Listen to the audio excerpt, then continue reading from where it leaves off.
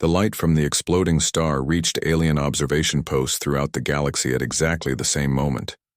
On Zephyrian monitoring stations, crystalline beings watched in stunned silence as their instruments registered energy levels that broke every scale they had ever built.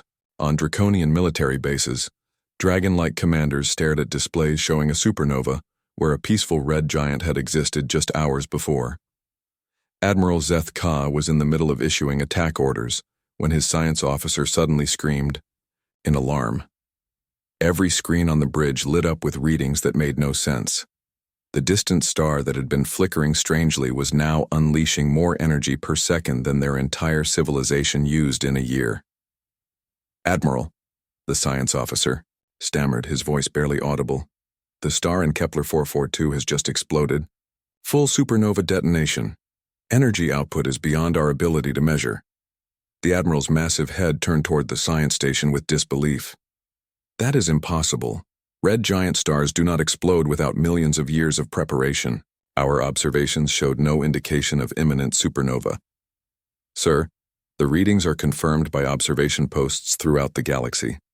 This is a genuine supernova event, but it occurred far too quickly to be natural." For the first time in his military career, Admiral Zeth Ka felt uncertain. He had conquered dozens of star systems and never encountered anything his weapons could not destroy or his science could not explain. But this was beyond anything in Draconian records. Throughout the alien armada, similar conversations were taking place. Commanders who had been confident about crushing primitive humans were now trying to understand how a star could explode on command. Science officers argued about whether such a thing was theoretically possible, while their instruments continued recording impossible data.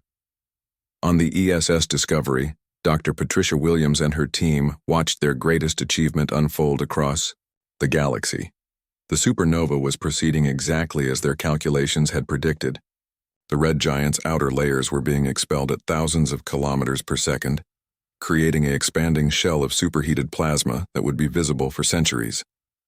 "Perfect stellar disruption," she announced with obvious satisfaction. The gravitational wave pattern caused complete magnetic field collapse in the stellar core. Nuclear fusion has become uncontrolled, and the entire star is now undergoing explosive decompression. Engineer Paul Garcia shut down the gravitational wave generators now that their job was complete. "All systems performed flawlessly, Doctor. The star splitter cannon has exceeded every design specification." Communications Officer Nancy Thompson coordinated with human intelligence operatives across the galaxy. "All observation teams confirm visual contact with the supernova. Alien monitoring stations on 17 different worlds have confirmed the explosion. There is no way they can dismiss this as coincidence." Admiral Scott Harper's voice came over the communication system from the flagship. "Outstanding work, Discovery Team. Now let's see how the aliens respond to humanity's little demonstration." The response was immediate and dramatic. Across the alien armada, ships that had been moving confidently toward human positions suddenly stopped advancing. Communication channels that had been filled with arrogant demands for surrender fell completely. Silent. For over 6 minutes, not a single alien commander spoke on any frequency. Lieutenant Colonel Steve Martinez reported from the Zephyrian homeworld, where crystalline beings were experiencing something like panic. They're trying to calculate whether the supernova timing was natural or artificial. Their best scientists are arguing that it's impossible to artificially trigger stellar collapse, but they can't explain how else it could have happened. Dr. Linda Ross monitored Zephyrian military communications from the same location. Their fleet commanders are demanding instructions from Home Command. They want to know if humans somehow caused the star to explode and what that means for the current military operation. Captain Joe Edwards sent similar reports from near the Draconian capital. The dragons are in complete chaos. Their news broadcasts have stopped talking about glorious victory and started discussing whether humans have discovered some kind of ultimate weapon. Military leaders are arguing about whether to retreat or attack immediately before humans can use the weapon again. The moment of truth came when Admiral Scott Harper finally broke radio silence. His message went out on all frequencies to every alien ship in the galaxy. His voice was calm and controlled. but his words carried the weight of a species that had just announced its arrival on the galactic stage.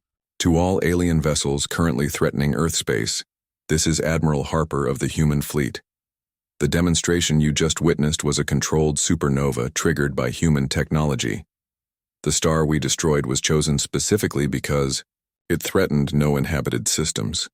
We wanted to show capability without causing unnecessary harm. The transmission continued as alien commanders listened in stunned silence. For too long, our galaxy has been divided between those who rule and those who serve.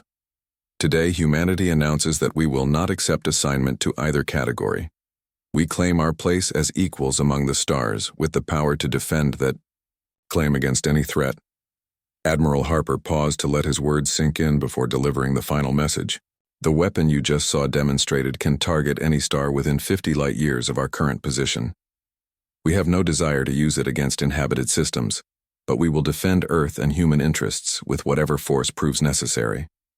You now have a choice.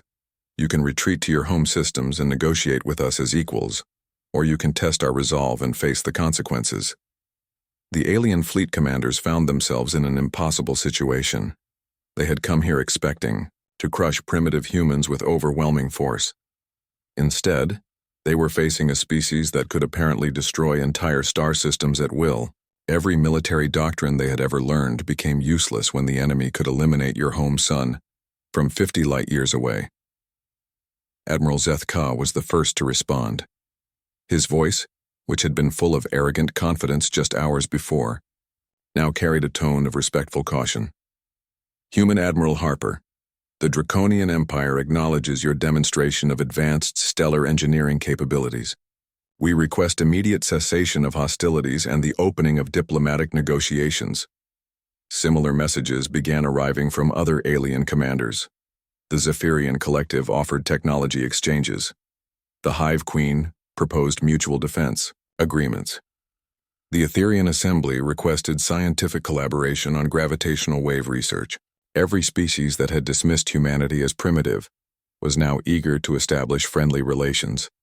Within days, formal apologies began arriving from the major galactic powers.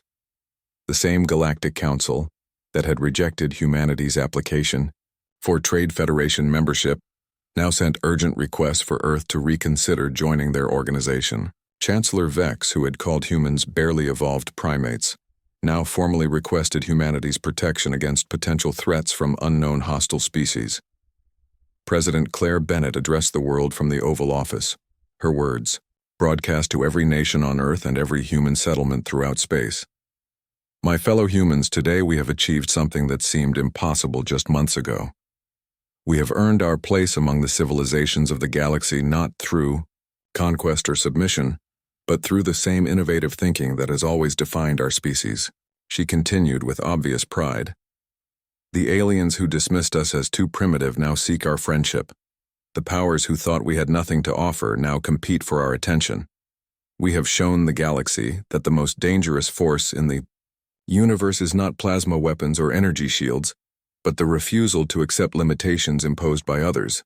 Dr. Patricia Williams was invited to present her research to scientists from dozens of alien civilizations. The theoretical principles behind stellar engineering were shared with species that had studied physics for thousands of years longer than humanity. The knowledge revolutionized galactic science and established humans as the foremost experts on gravitational manipulation. The star splitter canon itself remained classified, but its existence changed the balance of power throughout known space. No longer could any single species dominate others through superior technology or numbers. The knowledge that humans could destroy stars created a new era of cautious diplomacy and mutual respect. Admiral Scott Harper stood on the observation deck of the ESS Determination, looking out at a galaxy that had been forever changed.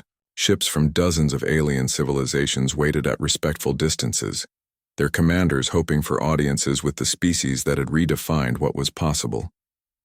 Captain Amy Johnson joined him at the viewing port. It's hard to believe how quickly everything changed, she said. A few months ago we were begging for membership in their club. Now they're begging for our protection.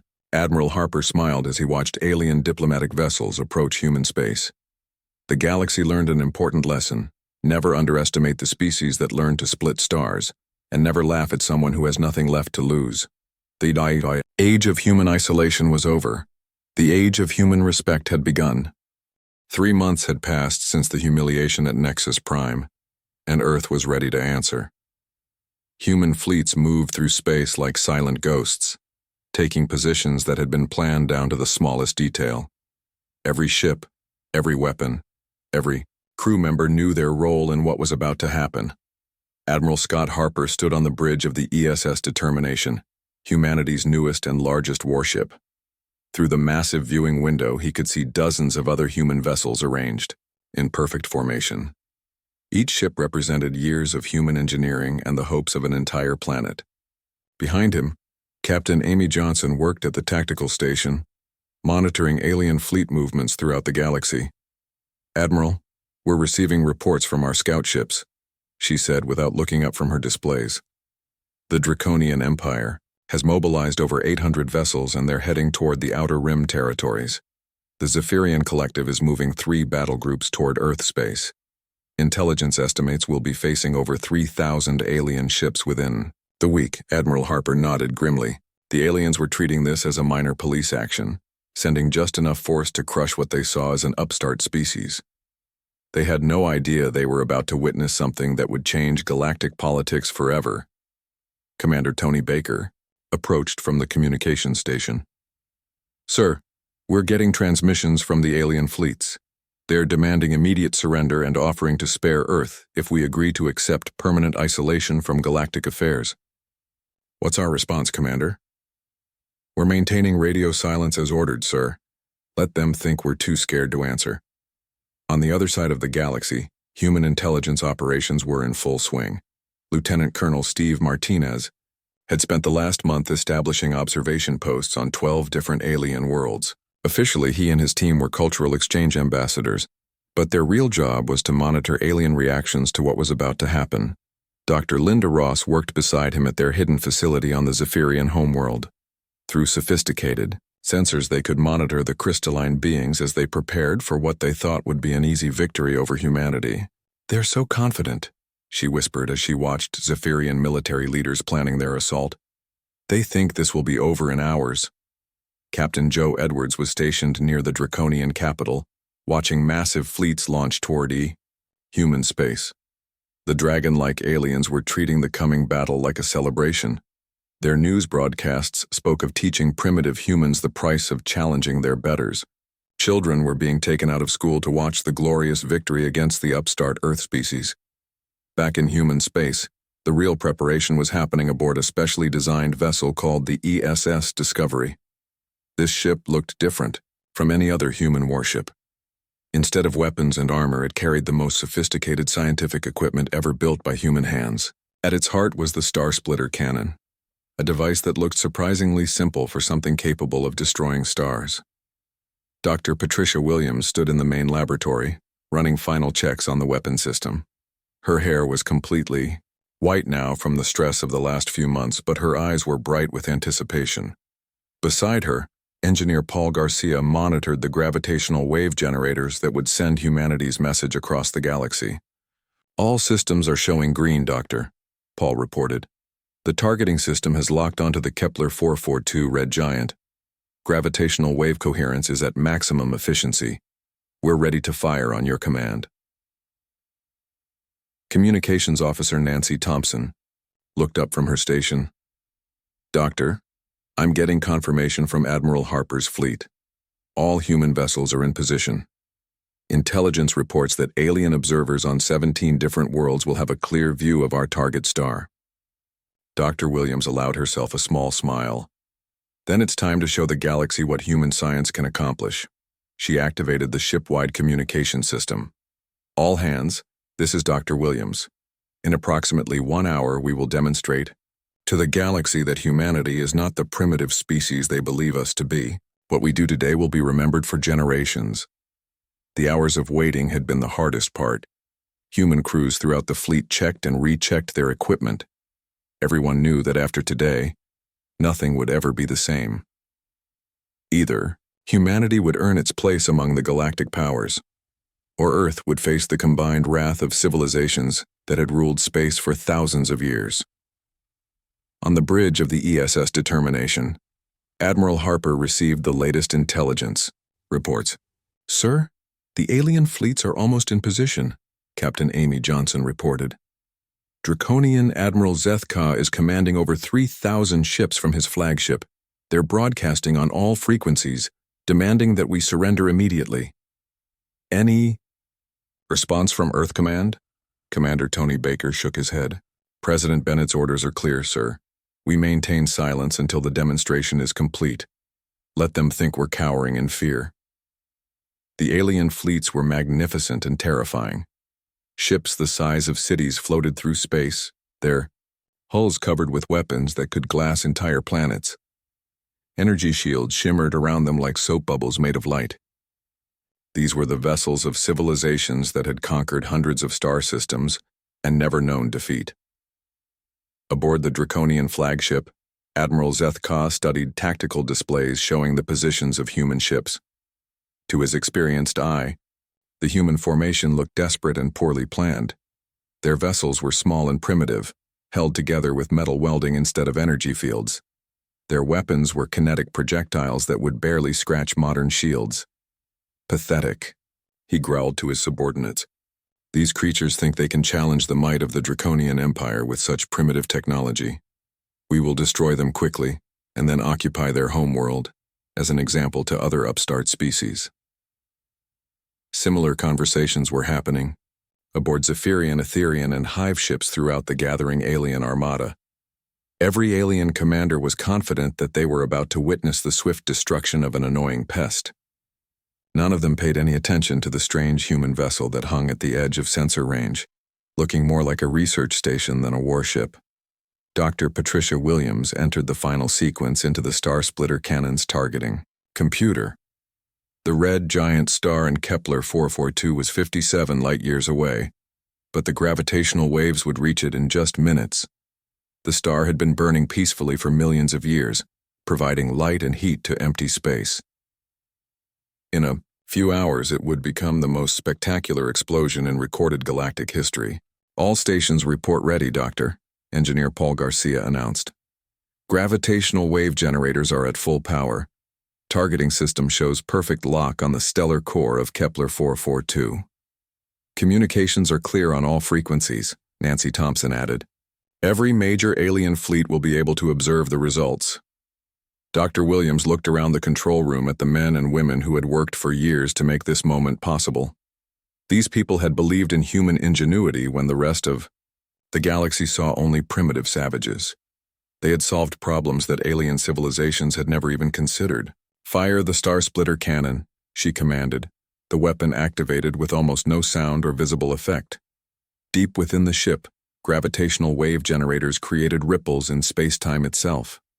These invisible waves raced away from the ESS Discovery at the speed of light, carrying with them the precise mathematical instructions that would turn a peaceful star into a weapon of unimaginable power.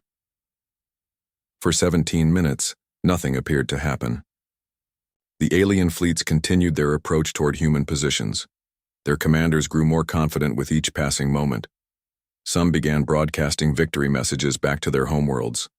Then the red giant star in Kepler 442 began to flicker.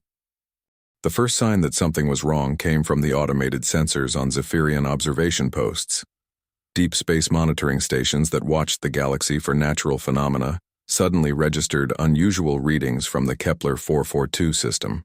The red giant star that had burned steadily for millions of years was beginning to fluctuate in ways that made no scientific sense. Admiral Zethka was reviewing final attack plans when his science officer approached with obvious confusion. "Admiral, we're receiving strange reports from our long-range sensors. There appears to be some kind of stellar anomaly occurring in an uninhabited system, approximately 57 light-years from our current position." The dragon-like commander barely looked up from his tactical displays. "Natural stellar phenomena are not our concern, Science Officer Keth. We are here to deal with primitive humans, not study distant stars. But Admiral, the readings are unlike anything in our databases.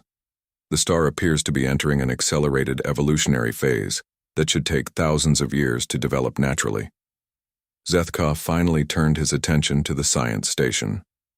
On the display screen, data streams showed the red giant's energy output climbing steadily. The star's corona was expanding, and its surface temperature was increasing at a rate that violated everything known about stellar physics. Probably equipment malfunction, the Admiral decided. Focus your attention on the human vessels. They are our only concern right now. Similar conversations were happening aboard ships throughout the alien armada.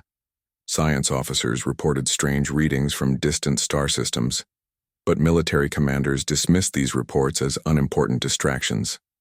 The aliens had come, here to crush a rebellion by primitive Earth creatures, not to study astronomical curiosities.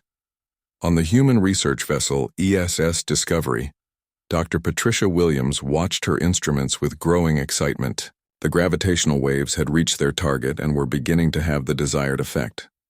Deep inside the red giant's core, nuclear fusion processes that had maintained perfect balance for eons were being systematically disrupted. The stellar core is responding exactly as predicted, she reported to her team. Helium fusion rates are increasing beyond sustainable levels. The star's internal pressure is building toward critical instability. Engineer Paul Garcia monitored the gravitational wave generators. All systems are maintaining perfect coherence, Doctor. The wave pattern is holding steady and continuing to influence the target star's core processes. Communications Officer Nancy Thompson worked at multiple stations simultaneously, coordinating with human fleets and intelligence operatives throughout the galaxy. Doctor, our observation teams are reporting that alien monitoring stations are detecting the anomaly, but dismissing it as natural phenomena. They have no idea what's actually happening. Captain Amy Johnson's voice came over the communication system from the ESS Determination. Discovery, this is Tactical Command. Alien fleets are maintaining their approach vectors. They're still treating this as a routine military action against inferior opponents. Dr. Williams smiled as she watched her displays. Let them maintain that attitude for a few more hours, Captain. They're about to receive an education in human physics. The red giant continued to evolve at an impossible rate. Its outer layers began expanding as internal pressures built beyond anything the star had experienced in its entire existence. Solar flares erupted from its surface with increasing frequency and intensity. The star that had shone peacefully for millions of years was transforming into something magnificent and terrible. Lieutenant Colonel Steve Martinez watched from his hidden observation post on the Zephyrian homeworld.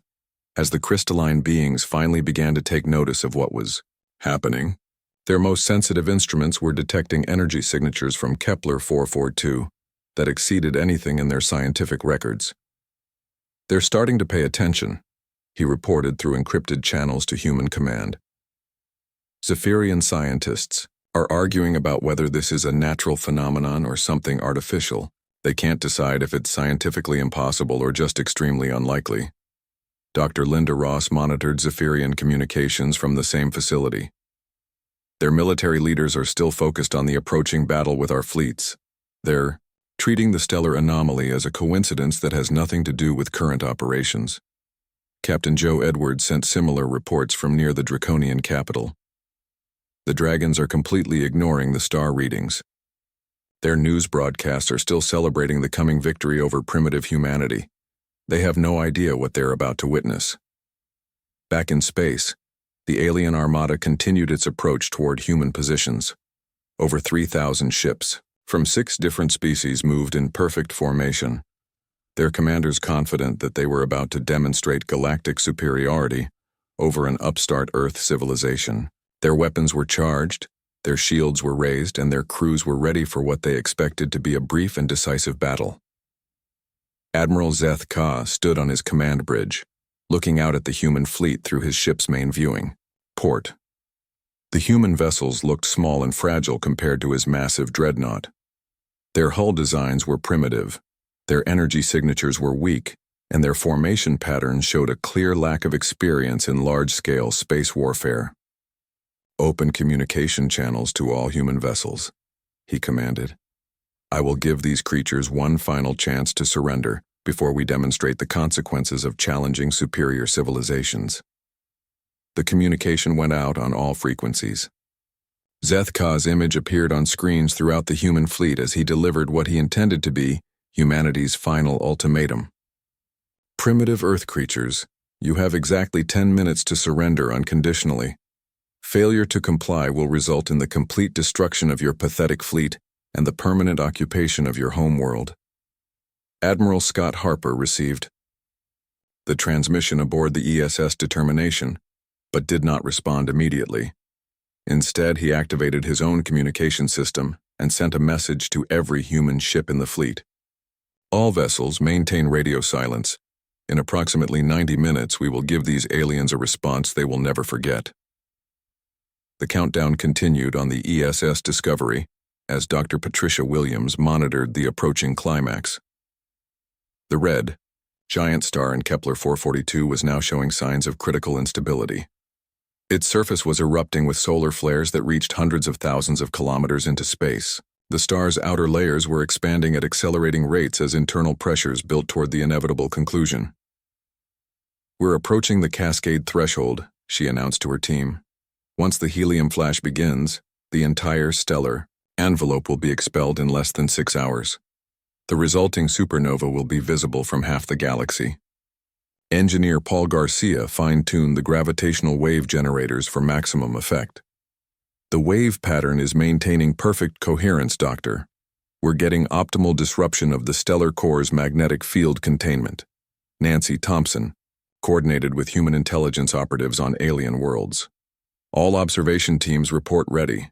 Every major alien civilization will have clear visual confirmation of the supernova. There will be no way for them to dismiss this as coincidence or natural phenomenon." The alien fleet commanders were growing impatient. Their ultimatum had been ignored and the human ships continued to maintain their defensive positions without responding. To experienced military minds, this looked like the desperate last stand of a species that knew it was about to be destroyed. "Pathetic," Admiral Zethka growled as he watched human vessels through his tactical displays. "They're too frightened to even respond to our generous offer of surrender. Very well. We will teach them the price of defying their betters." He turned to his weapons officer. "All ships, prepare to open fire. We will destroy these primitive vessels quickly, and then proceed to their homeworld for final occupation." But before the alien weapons could charge, something happened that stopped every commander in the galaxy. The red giant star in Kepler 442 suddenly brightened beyond all measurement. In the space of minutes, a star that had burned quietly for millions of years became brighter than entire galaxies. The supernova had begun. The massive space station called Nexus Prime floated in the darkness between star systems like a giant metal flower with 12 petals. Each petal belonged to one of the great alien races that ruled the galaxy. Ships from dozens of worlds docked at the station every day, bringing traders and diplomats from across known space. Today was different, though, because humans had come to ask for something they had never asked for before. Commander Jake Morrison walked through the long hallway that led to the main council chamber. His boots made soft clicking sounds on the metal floor. Behind him walked 3 other humans who had traveled many light years to reach this place. Lieutenant Lisa Parker carried a datapad with information about Earth and human achievements. Chief Engineer Danny Rodriguez had technical reports about human technology. Ambassador Kevin Walsh held the official request that would change everything or nothing at all. The hallway was huge and made humans look very small.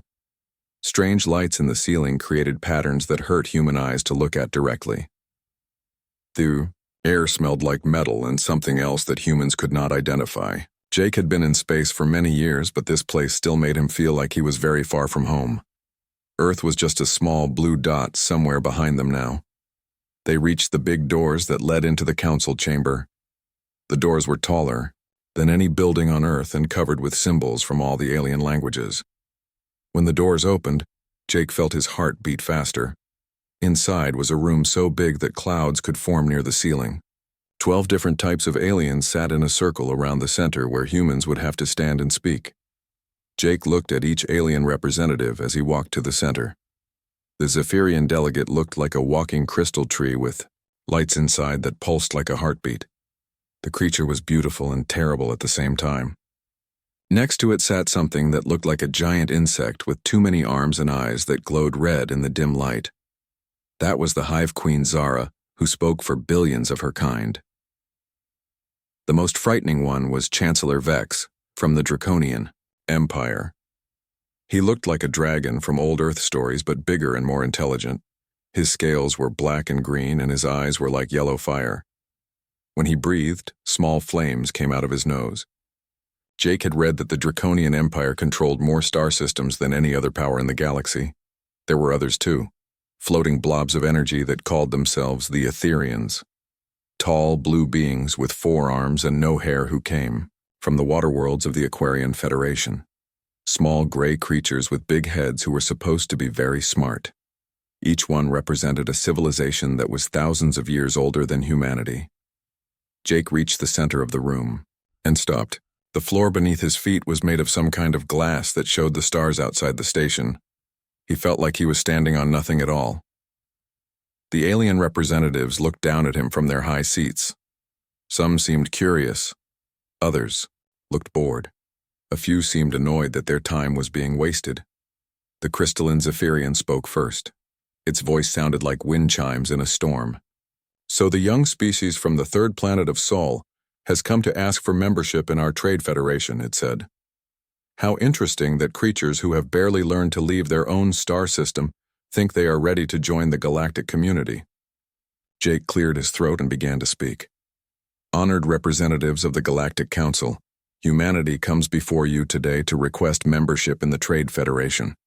We offer our friendship, our resources, and our unique perspective on the challenges facing our galaxy. His words echoed in the huge chamber. The giant insect creature that was Hive Queen Zara clicked its mandibles together in what Jake hoped was not laughter. Unique perspective, it repeated in a voice like grinding metal. What could a species that still uses chemical rockets and kinetic weapons possibly offer to civilizations that have mastered energy projection and matter manipulation? Lieutenant Lisa Parker stepped forward with her datapad. If I may, Your Honors, humanity has made significant advances in fusion technology, and we have recently achieved faster-than-light travel using our own methods. Her voice was steady, but Jake could tell she was nervous. This caused what Jake could only describe as polite laughter around the chamber. The dragon-like Chancellor Vex leaned forward and spoke in a voice like distant thunder. Fusion technology, he said with obvious amusement. How quaint. My species was splitting atoms for power when your world was still covered in ice. And your faster-than-light travel uses crude space-folding techniques that we abandoned centuries ago as too dangerous and inefficient. Danny Rodriguez tried to help. We have also made breakthroughs in stellar engineering and gravitational manipulation, he said quickly. The laughter got louder. The floating energy being that represented the Etherians pulsed brighter as it spoke. Stellar engineering? You mean the ability to build solar collectors? How impressive for a species that has existed for such a short time. Ambassador Kevin Walsh raised his hand for permission to speak. Perhaps we could demonstrate some of our capabilities, he suggested. We understand that actions speak louder than words in galactic politics. Chancellor Vex showed his teeth in what was definitely not a smile. Little humans. Your weapons are projectiles fired from metal tubes. Your ships are held together with welding and hope. Your computers use electricity, flowing through wires. You are barely evolved primates playing with fire and calling it technology.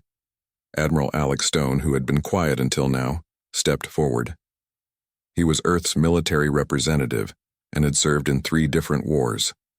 With respect, Chancellor, humanity has recently developed capabilities that might surprise you. We have learned to work with forces that other species consider too dangerous to touch. The chamber erupted in genuine laughter now. Even the usually serious gray aliens with the big heads seemed amused. The crystalline Zephyrian's lights pulsed, in patterns that Jake somehow knew meant it was very entertained. Too dangerous for us to touch, repeated the Hive Queen. A species that discovered electricity less than 300 years ago thinks it has found something too dangerous for civilizations millions of years old. This is truly amusing. The formal vote was called and Jake watched as each representative cast their decision. Every single one voted no. Not one species thought humanity was ready to join the galactic community. The reasons were always the same: too primitive, too young, too dangerous to themselves and others. As the human delegation prepared to leave, Chancellor Vex delivered what he clearly thought was a final insult. Perhaps you should return in a few centuries when you have developed actual technology instead of clever tricks. The galaxy has no place for species who think loud noises and bright lights are the same as true power. Jake looked around the chamber, one more time. All these alien beings thought they knew everything about humanity. They had studied Earth for years and decided humans were not worth their time. They saw primitive weapons and simple technology and concluded that humans had nothing to offer.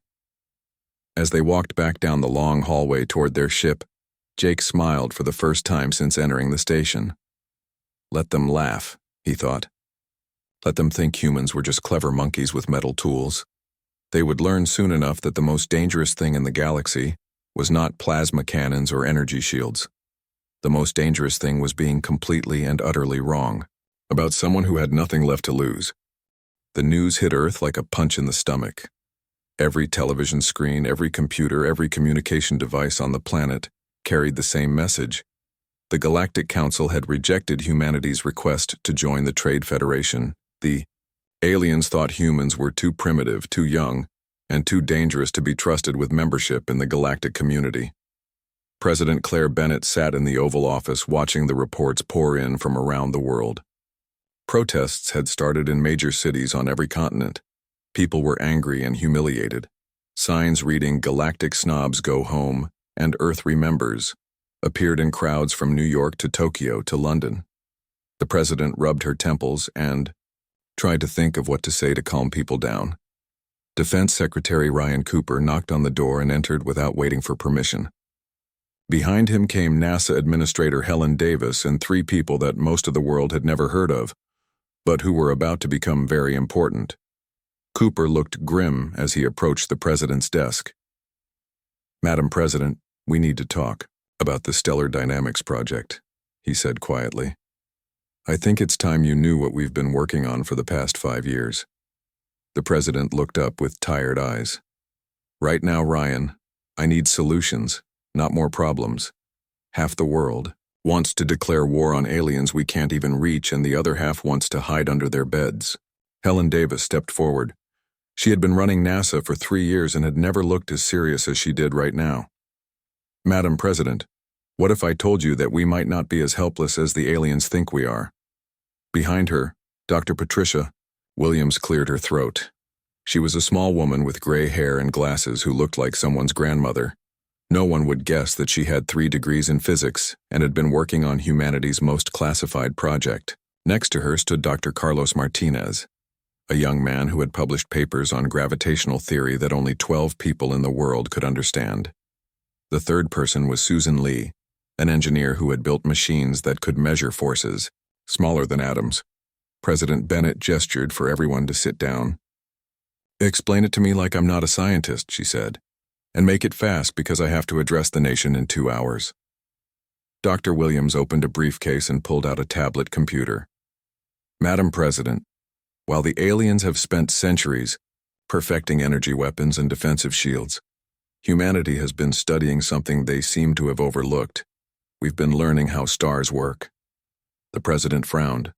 "Stars? What do stars have to do with defending Earth?" Carlos Martinez leaned forward excitedly. "Everything, Madam President. Stars are the most powerful forces in the universe. They create all the heavy elements that make planets possible. They provide the energy that drives all life. And if you understand them well enough, you can control them." Susan Lee touched the tablet and a holographic display appeared above the conference table. It showed a star burning brightly in space. "What we've discovered is that stellar fusion is not as stable as most people think. The processes that keep a star burning are incredibly complex and can be disrupted if you know exactly how to do it." Defense Secretary Cooper spoke up. "What they're trying to tell you, Madam President, is that we've built a weapon that can make stars explode." The room fell completely silent. President Bennett stared at the hologram floating over her table. The star in the display looked peaceful and beautiful, like all the stars humans had looked at since the beginning of time. The idea that such a thing could be turned into a weapon was almost impossible to believe. "That's not possible," she said finally. "Stars are too big, too far away, too powerful for any weapon to affect them." Dr. Williams smiled for the first time since entering the room. "That's exactly what the aliens think too, Madam President. They've focused on building bigger guns and stronger shields. They've never considered that the universe itself could be their weapon." Helen Davis pulled up more displays on the tablet. The star splitter cannon works by sending precisely calibrated gravitational waves toward a target star. These waves disrupt the delicate balance of forces in the stellar core. Instead of taking millions of years to naturally evolve toward supernova, the star can be forced to explode in a matter of hours. President Bennett stood up and walked to the window. Outside, she could see protesters gathering on the lawn. Their signs demanded action against the aliens who had humiliated Earth. She turned back to the group around her table. "How sure are you that this actually works?" she asked. Carlos Martinez answered immediately. "We've tested it on 3 different, uninhabited systems. Every test has been successful. We can target any star within 50 light-years with complete accuracy." "And the aliens don't know about this?" Susan Lee shook her head. "They have no idea, Madam President.